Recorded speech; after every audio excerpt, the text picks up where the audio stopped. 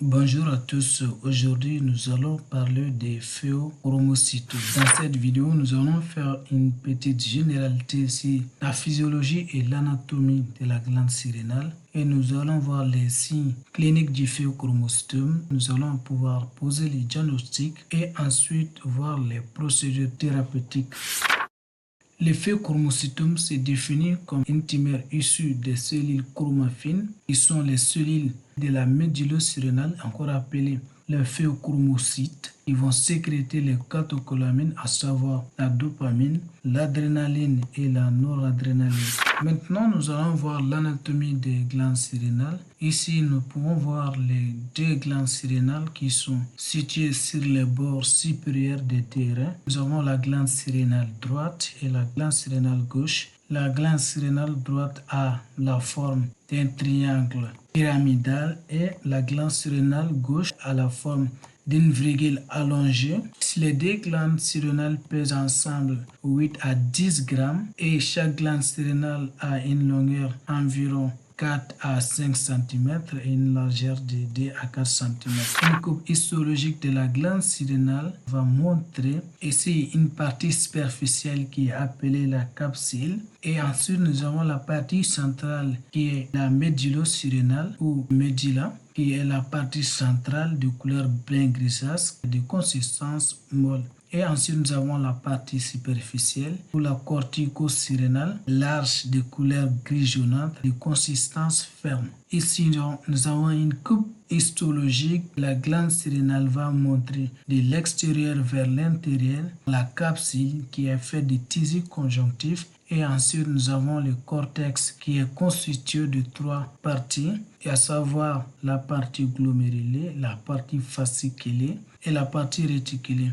La partie glomérulée va sécréter l'aldostérone, la partie fasciculée va sécréter les glucurocorticoïdes qui sont en plus grande partie le cortisol et la partie réticulée va sécréter les androgènes. Et ensuite, nous avons la partie profonde qui est faite de cellules chromatophines qui représentent la médullosurrénale qui va sécréter les catécholamines.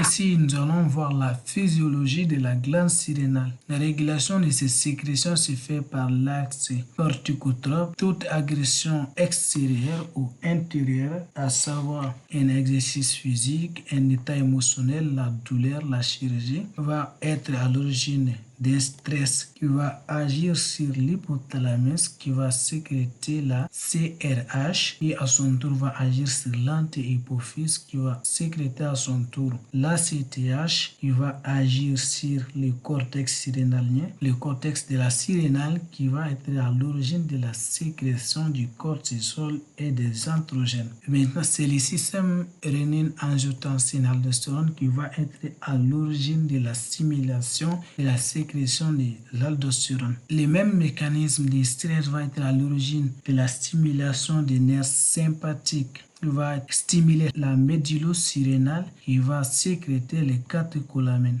Une hypersécrétion ou une hyposécrétion de ces différentes substances peut être à l'origine de certaines pathologies. Ici, nous avons la maladie de Cushing, une hypersécrétion du cortisol, et nous avons la maladie d'Addison ou hyperaldostéronisme. Ce qui va nous intéresser ici, c'est la partie médullosurrénale qui est faite des cellules chromaffines, phéochromocytes. Ce sont des cellules neuroendocrines qui vont sécréter et stocker les catécholamines dans leur vésicule. Les catécholamines qui sont en majorité faites d'adrénaline, de noradrénaline et de la dopamine en petite quantité qui est le précurseur des autres hormones.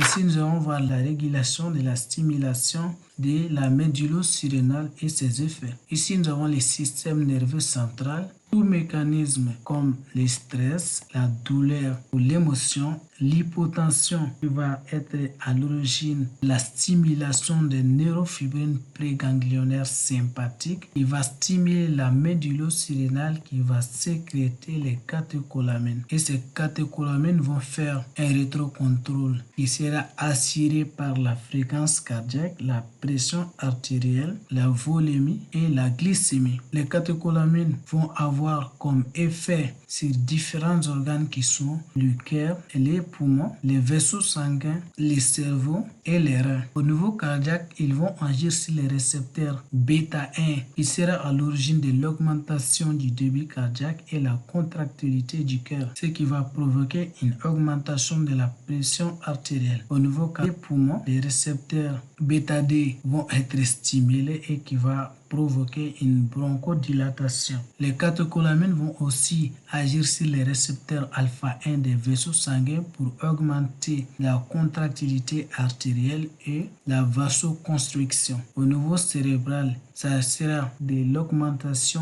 de la glycémie et de la lipolyse. Au niveau rénal, sur les récepteurs DOPA, il va y avoir une vasoconstriction rénale au niveau de la peau ou des muqueuses. Il y a une hypersécrétion des catécholamines plasmatiques dans 80% des phéochromocytomes. Le phéochromocytome est suspecté lorsque les dosages des catécholamines montrent une augmentation de ces derniers ou des dérivés méthoxylés des catécholamines qui sont la méthanéphrine et la norméthanéphrine.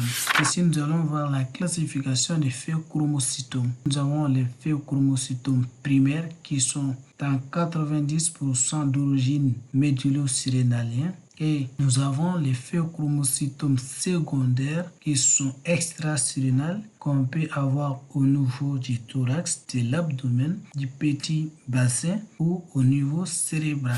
Maintenant, parlons des signes cliniques du phéochromocytome. Comme circonstance de découverte, nous avons une symptomatologie clinique qui fait suspecter les phéochromocytomes. Nous avons les céphalées matinales résistants aux antalgiques, la tachycardie, les palpitations et les sières. Comme recherche étiologique, nous avons une hypertension réfractaire à tout traitement, ce qui est surtout sévère si un sujet de moins de 30 ans. Comme signe fonctionnel, nous avons la triade des Ménard qui est rencontrée dans 90% des phéochromocytomes qui est faite de céphalées, de palpitations et de sières. Nous avons d'autres symptômes moins évocateurs qui peuvent être associés, à savoir une douleur abdominothoracique, ascendante de l'anxiété, des tremblements, des nausées, des vomissements et une constipation. Comme signe physique, nous avons une hypertension systolo-diastolique de sévérité variable, permanente et paroxystique qui réside au traitement classique, à savoir les bêta-bloquants. Nous avons des sueurs profuses avec un refroidissement de la peau, de la pâleur, de la tachycardie avec des troubles du rythme cardiaque. La tumeur est parfois palpable au niveau de l'abdomen ou au niveau du cou. Comme signes généraux, nous avons l'amaigrissement, la fièvre modérée, la thermophobie.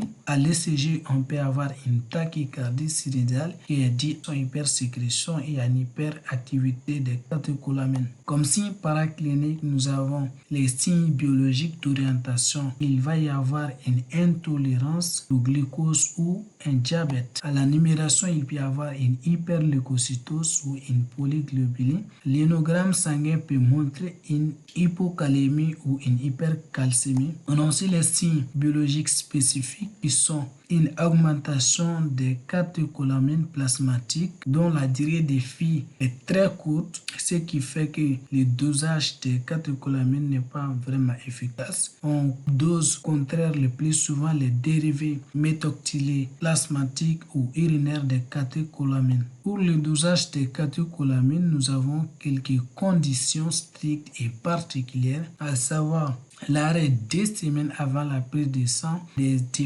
certains médicaments qui peuvent être des antidépresseurs tricycliques, la carbazépine, les levodopa. L'arrêt aussi des sympathico-mimétiques systémiques, les alpha-bloquants non sélectifs, un régime de 6 heures avant les prises de sang. Il faut surtout éviter les cafés, les thés, les chocolats et certains fruits et surtout les tabacs. Comme résultat entendu, le phéochromocytome est suspecté si la noradrénaline est supérieure à 4 nanomoles par litre ou si l'adrénaline est supérieure à 2 nanomoles par litre. Si c'est l'adrénaline qui est élevée et la noradrénaline nervée, cela nous fait penser forcément à un phéochromocytome surrénalien. Mais si c'est l'adrénaline qui est normale et la noradrénaline élevée, nous devons penser à une tumeur extrasurrénalienne. On a aussi les résultats du dosage des dérivés méthoxylés, les catécholamines, qui sont la méthanéphrine et la norméthanéphrine,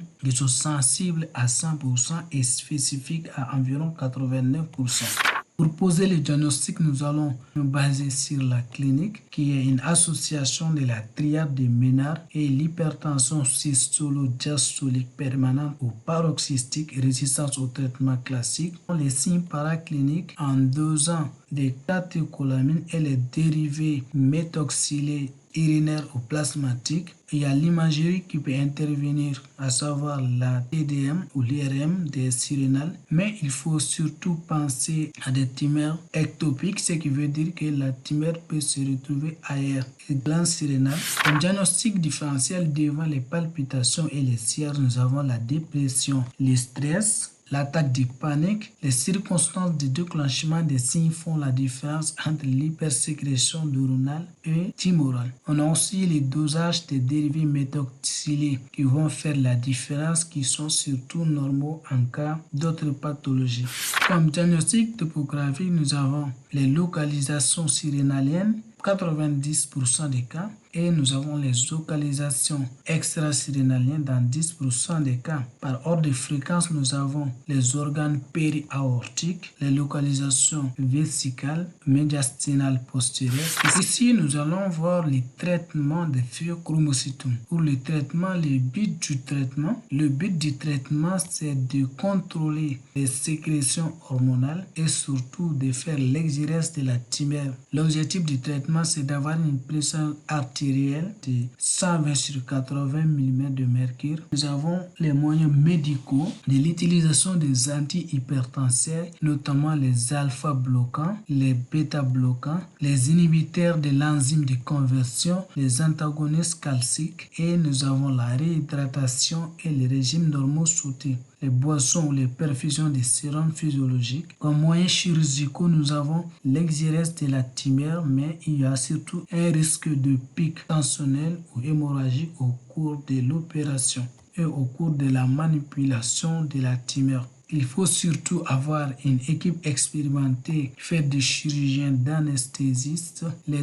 voies d'apport sont la laparoscopie et la laparoscopie, intervention pendant laquelle on met quelques appareils pour faire la résection sans ouverture de l'abdomen, la laparotomie qui consiste à ouvrir l'abdomen et à faire une exérèse de la tumeur. Et on a aussi la radiothérapie externe qui va détruire les cellules tumorales par radiation ionisante, et la radiothérapie interne qui utilise les analogues de somatostatine comme véhicule de l'agent radioactif. Nous avons aussi la chimiothérapie. Comme indication thérapeutique pour la gestion de l'hypertension, nous avons les alpha-bloquants dans un premier temps, les bêta-bloquants dans un second temps, si les premiers sont insuffisants. Nous avons aussi les inhibiteurs de l'enzyme de conversion, les antagonistes calciques. Pour la tumeur, on a la chirurgie, la radiothérapie et la chimiothérapie.